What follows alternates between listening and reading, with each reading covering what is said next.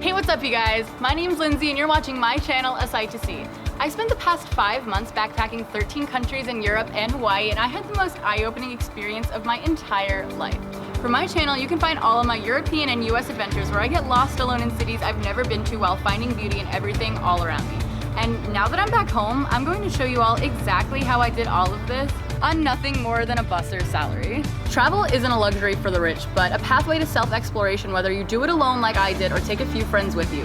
I learned more about myself in the past 5 months than I have in the past few years of my life, and now I want to inspire each and every one of you to do the same. From this channel, you can expect to find cheap travel tips, how to plan your own backpacking adventure, the best and worst parts of travel, sites you may have never known about but are now on your bucket list, how to afford travel, travel locations that are both international and in the US, and my own journey of moving out west alone to film all of the beautiful mountains and deserts they have to offer. It's easy to get caught up in your routine of working 40+ hours a week, but let me show you how even a little bit of travel in your everyday life can improve your overall mental health.